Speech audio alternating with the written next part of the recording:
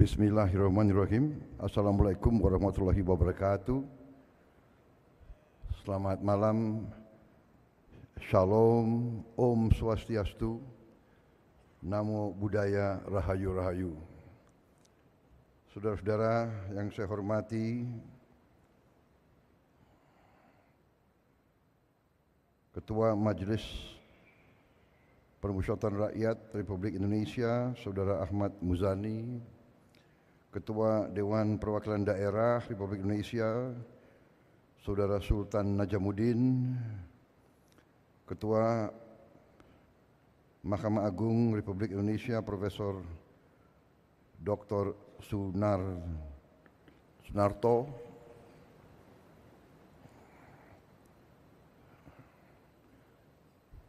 para Menteri Koordinator, para Menteri, Ketua Dewan Ekonomi Nasional, para Wakil Menteri Kabinet Merah Putih yang hadir yang saya hormati, Gubernur Bank Indonesia, Bapak Peri Warjio beserta seluruh jajaran Bank Indonesia yang saya hormati dan saya banggakan, para gubernur dan pejabat gubernur provinsi yang hadir, yang saya hormati dan saya banggakan, para pelaku industri keuangan,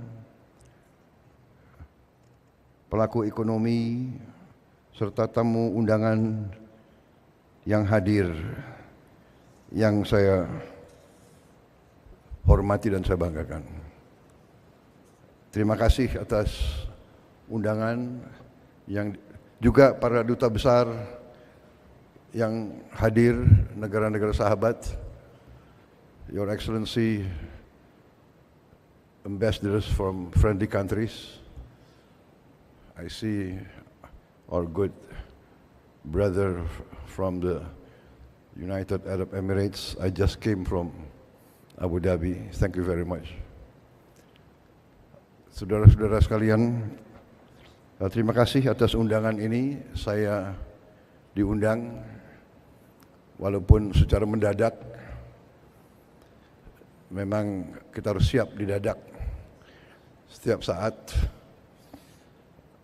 Kehormatan besar saya diminta bicara di rapat tahunan Bank Indonesia, dan saya sangat senang, sangat gembira dengan tema yang diangkat, yaitu sinergi, ya.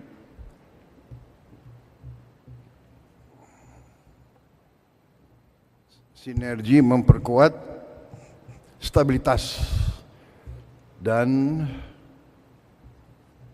transformasi nasional. Saya kira ini sangat tepat. Hadir juga Panglima TNI. Minta maaf karena pakaian preman kelihatan kayak bankir.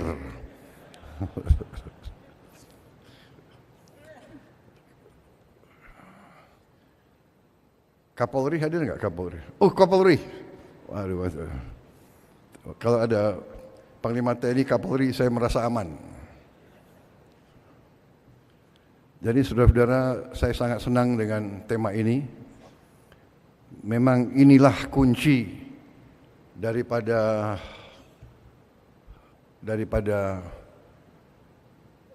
kebangkitan suatu bangsa, ya, sinergi, kolaborasi, kerjasama, persatuan, kerukunan. Ini adalah rumus keberhasilan suatu bangsa. Ini adalah hasil dari sejarah. Hanya negara yang elitnya bisa rukun dan bersatu, yang elitnya bisa kerjasama, negara itu akan bangkit.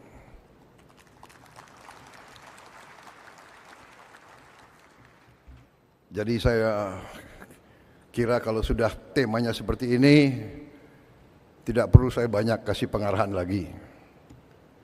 Karena you are on the right track. Kalau Gubernur BI, kalau para pengendali perbankan Indonesia memiliki semangat seperti ini, artinya semangat cinta tanah air. Karena kalau ada kesadaran sinergi dan ada pemahaman bahwa stabilitas yang akan memungkinkan transformasi suatu bangsa, berarti kita berada dalam kondisi yang kuat. Karena apa? Karena memang bangsa kita, negara kita, Indonesia, memang diberi suatu karunia. Saya ulangi, bukan satu, diberi karunia yang terus menerus, yang luar biasa. Saya baru saja pulang dari suatu lawatan cukup lama dan cukup intensif. 16 hari, kalau dipotong perjalanan bisa dikatakan total perjalanan ya mungkin 48 jam lebih. Dan saya hadir untuk pertama kali dalam KTT APEC, menemui pelaku-pelaku ekonomi, pemimpin-pemimpin ekonomi Asia Pasifik, tapi hadir juga banyak undangan dari tempat lain, hadir juga pelaku-pelaku ekonomi dari kawasan lain, kemudian di G20, tapi hadir juga selain negara G20, begitu banyak negara-negara lain. Saya jumpa di situ juga pimpinan Bank Dunia dan pimpinan blok-blok ekonomi. Hampir seluruh konsensus melihat bahwa memang Indonesia dalam posisi yang sungguh sangat menguntungkan. Dari segi sumber daya, kita memiliki hampir semua elemen yang diperlukan untuk sebuah negara maju. Hampir semua elemen, mineral, tanaman, kekayaan laut yang dibutuhkan untuk Indonesia menjadi negara yang maju. Dan hampir sudah menjadi konsensus pakar-pakar ekonomi dan pakar-pakar geopolitik dunia bahwa Indonesia memang menjelang 2045 akan menjadi negara yang maju. Bahkan disebut negara keempat, kelima, ketujuh dunia.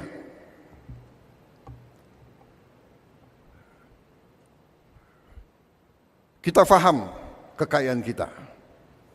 Kita faham. Kita mengerti.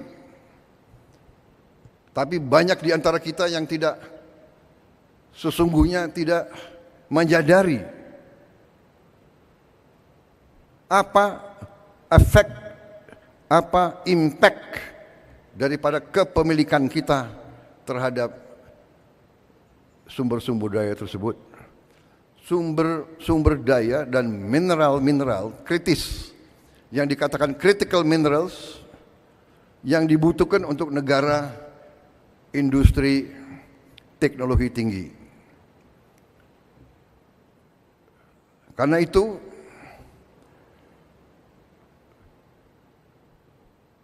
pelaku-pelaku perbankan, terutama mereka-mereka yang bertanggung jawab atas kebijakan umum, atas regulasi dari pihak pemerintah, dari pihak otoritas keuangan, memainkan peran yang sangat penting. Dan untuk itu saya ucapkan terima kasih kepada Gubernur Bank Indonesia, jajaran Bank Indonesia, jajaran otoritas keuangan, dan semua pengambil keputusan, semua yang bertanggung jawab atas perumusan dan pengendalian ekonomi Indonesia, termasuk menteri-menteri dan menko-menko saya, termasuk tokoh-tokoh pemerintahan, tidak hanya masa sekarang, tapi masa-masa yang lewat. Kita berada di posisi ini karena keberhasilan pendahulu-pendahulu kita. Saudara-saudara sekalian, setiap saya keliling Indonesia disegani. Jadi saya memang menikmati mungkin usaha kerja keras pemerintah-pemerintah yang sebelumnya. Karena saya hadir di KTT tersebut kurang 1 bulan berkuasa, kurang 1 bulan menjabat, saya sudah dihormati. Bukan Prabowo yang dihormati, Indonesia yang dihormati. Dan dalam forum ekonomi tersebut, kenapa Indonesia dihormati? Indonesia dihormati karena ekonomi Indonesia dianggap berhasil dengan sangat cemerlang.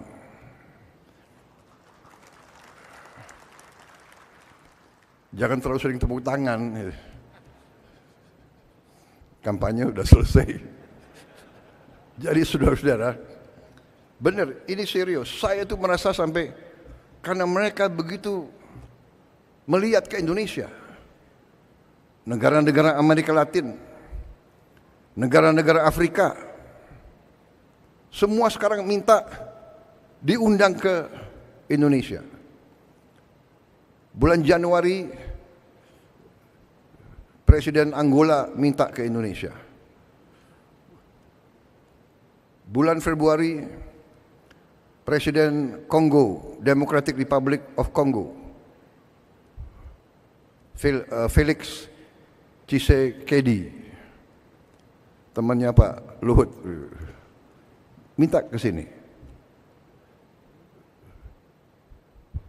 Begitu Pak, pemimpin Tanzania, dan yang saya sudah ketemu waktu di Brazil. Apa poin saya? Poin saya adalah kita harus bersyukur bahwa pengendalian ekonomi kita harus diakui selama ini cukup prudent, cukup bijak, cukup tertib, dan cukup aman. Saudara-saudara sekalian, kita perlu bangga, negara kita negara developing, negara yang sedang membangun. Jumlah penduduk keempat terbesar di dunia, luas wilayah sangat luas, dengan segala macam masalah, suku-suku yang berbeda-beda, agama yang berbeda-beda, masalah yang berbeda-beda. Kita dapat membawa bangsa kita sampai ke sekarang. Inflasi yang sangat rendah, pertumbuhan di atas rata-rata dunia. Saya bangga kenapa? Tiap saya keliling, sejak saya Menteri Pertahanan, kita disegani kenapa? Negara sebesar kita, negara yang sedang membangun, kita terkenal tidak pernah default. Banyak negara yang seperti kita, defaultnya ada yang 5 kali, 10 kali, ada yang 13 kali default. Negara yang termasuk industri yang maju, teknologi yang maju, inflasinya pun di atas 60%.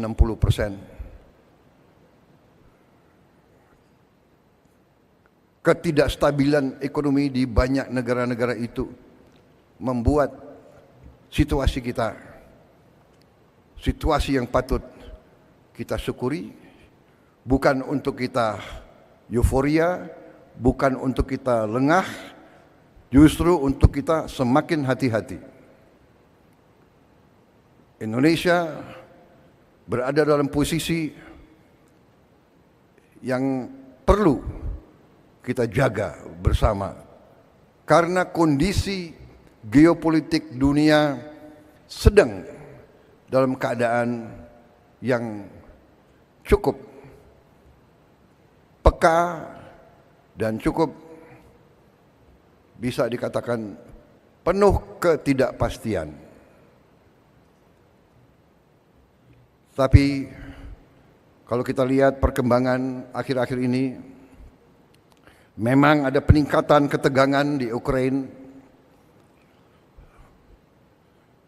tetapi banyak pengamat, banyak pemikir menilai bahwa dengan pemilihan presiden Amerika yang baru, kemungkinan bisa terjadi terobosan-terobosan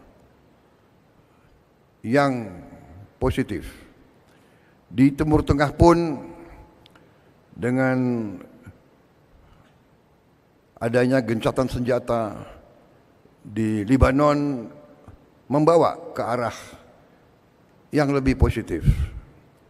Kita berharap akan ada terobosan-terobosan juga di Gaza. Situasi penuh ketidakpastian ini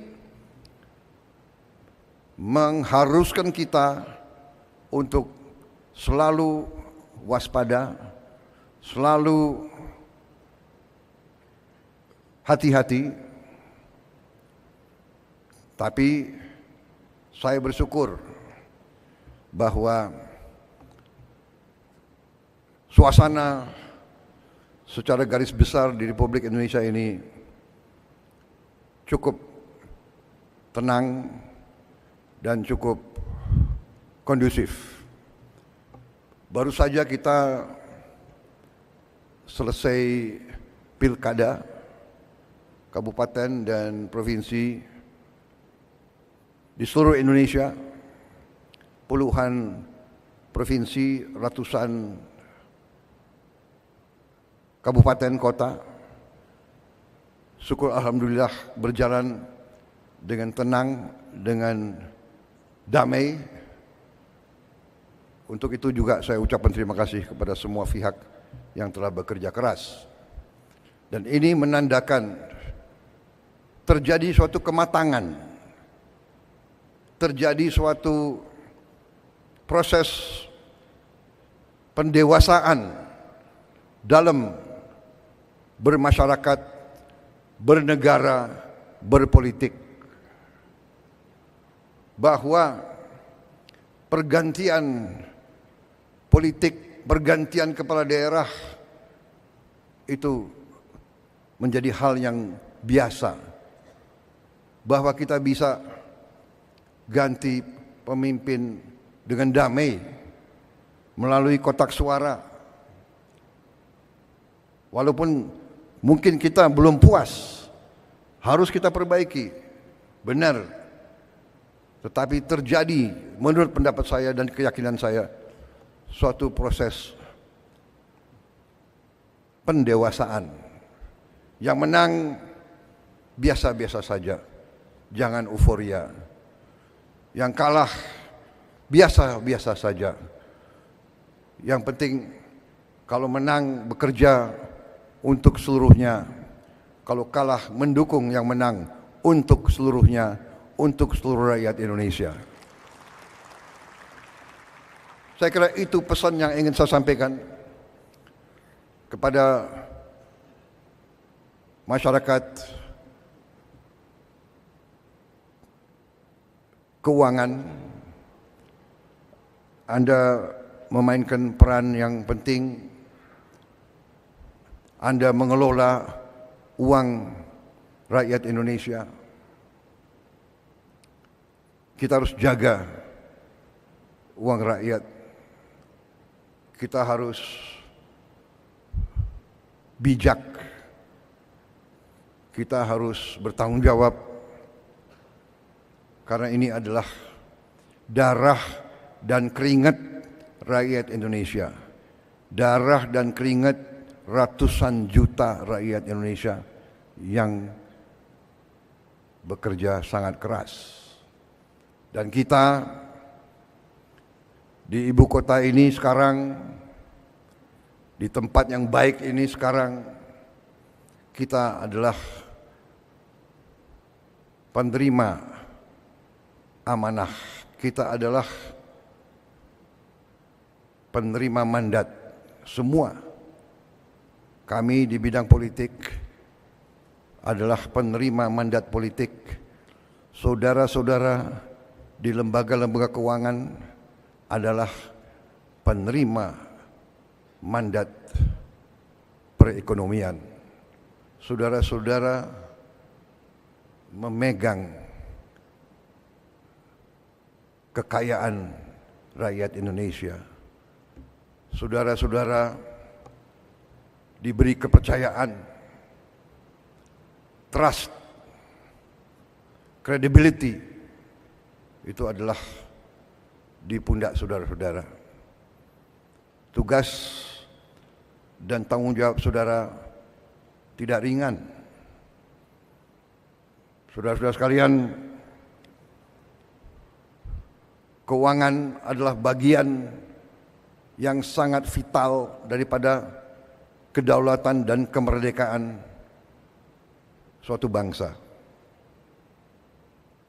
Saya ingat ada seorang pemimpin politik yang pernah mengatakan, kalau Anda mau menghancurkan suatu negara, hancurkanlah pertama mata uangnya. Jadi, saudara-saudara, Gubernur BI, Menteri Keuangan, Ketua OJK, semua pelaku keuangan, tugas dan tanggung jawab saudara tidak ringan. Kalau pakai ilmu tentara, mungkin saudara-saudara adalah jenderal-jenderal bintang 4. Kedaulatan dan kemerdekaan bangsa Indonesia, saudara berada di garis paling depan. Saya ingat itu, dan itu memang kita waspadai. Saudara-saudara sekalian, fundamental kita kuat. Sumber-sumber daya kita kuat, kekayaan kita kuat, kekayaan kita banyak. Masalahnya bagi bangsa yang kekayaannya banyak, elitnya suka lengah. Itu dikatakan, ya, the curse of a resource-rich nation. Ada curse. A resource-rich nation sometimes cannot take care and protect their resources.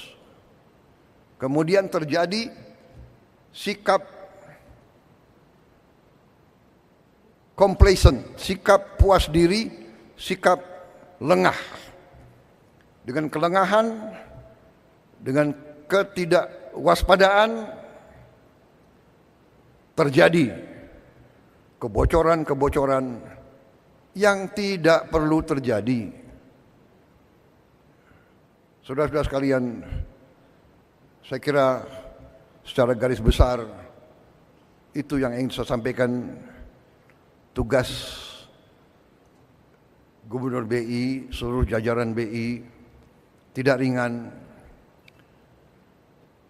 Tugas menteri-menteri di bidang ekonomi tidak ringan. Tugas otoritas keuangan tidak ringan. Rakyat, nasib rakyat ratusan juta ada di pundak saudara-saudara. Ada dalam kebijakan, ada dalam keputusan saudara-saudara. Karena itu, sekali lagi saya terima kasih atas perjuangan saudara. Kita bersyukur sekian puluh tahun dengan segala kekecewaan kita, dengan segala kekurangan, dengan segala harapan kita yang lebih, kita bersyukur kita berada di posisi ini.